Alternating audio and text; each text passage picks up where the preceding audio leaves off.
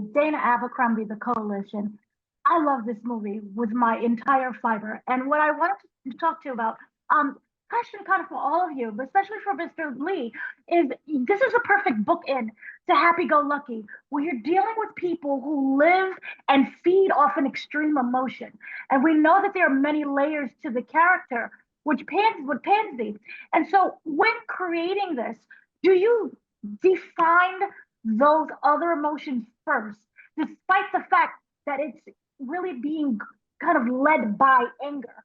So in the writing process, and also when both creating this character, you as well, Marianne, which emotion do you really feel that you wish other people would see? I mean, to be helpful, I think I understand what you're asking, which is quite complex.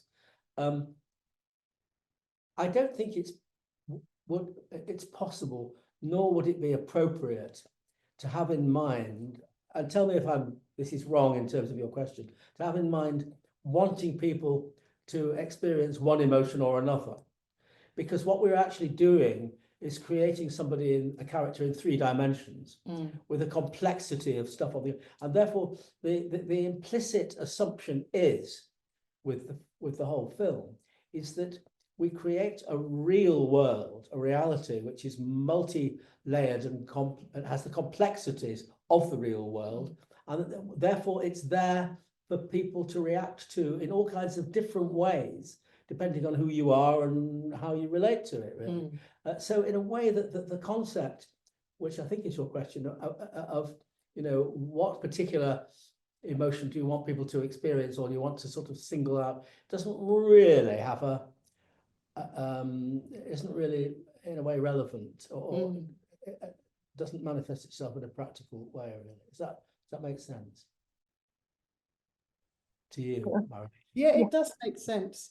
I think it's everything is so built into the character that she's just going about her business. She's not thinking I'm really angry or I'm really sad, or she's just living and reacting in the way that she reacts to stuff, and that that happens to be in an angry manner in a lot of instances. I mean, look at the way she on that day in the film, when she first of all has an argument with a young couple who are jumping around on a sofa. Then she has an argument with the shop assistant. Then she has an argument with the guy in the car park, and then she goes home and she lies, she fabricates. She almost fantasizes about the guy tried to kill her, and the woman accused her of stealing a sofa, which was bullshit, basically. Because but she's not. You see her after the sofa shop experience, sitting in her car, sort of getting over it or boiling with rage or whatever she's doing when the guy shows up in the car park. But she's not. I don't think she's thinking, "I am sad" or "I am depressed." I mean, she's thinking about them and about the complexity of where she is, isn't she, really?